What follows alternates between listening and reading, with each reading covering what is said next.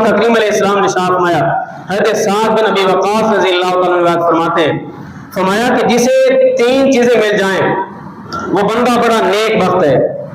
جس بندے کو اچھی سواری مل جائے، اچھا گھر مل جائے اور اچھی بیوی مل جائے، جس کے پاس یہ 3 چیزیں ہیں یہ بندہ خوش بخت ہے، یہ بندہ بڑا خوش نصیب ہے۔ اچھی سواری مل گئی، اچھا گھر کشادہ گھر مل گیا، جس کو اچھی بیوی مل گئی، اس لیے کہ بندے کا زیادہ تر واسطہ ان 3 چیزوں سے ہوتا ہے۔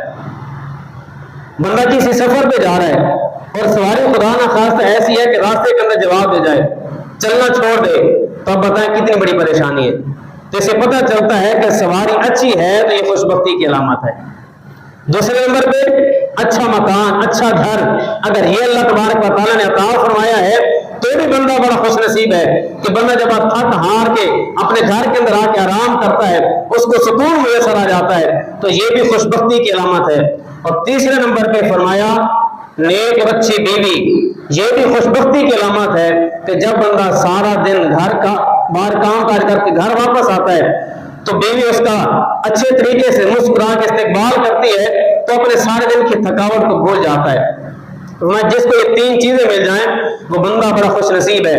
اور فرمایا کہ وہ بندہ بڑا بدبخت ہے جس کو 3 چیزیں اچھی نہ ملے۔ وہ کون؟ فرمایا اگر اس کو عورت بد مل جائے، اچھی سواری نہ ملے اور اچھا مکان نہ ملے، یہ بندے کی بدبختی ہے۔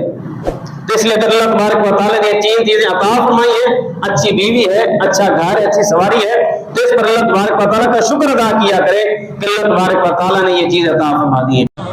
اس ویڈیو کو شیئر ضرور کریں، ہو سکتا ہے آپ کے ایک شیئر سے یہ بات کسی کے دل میں اتر جائے۔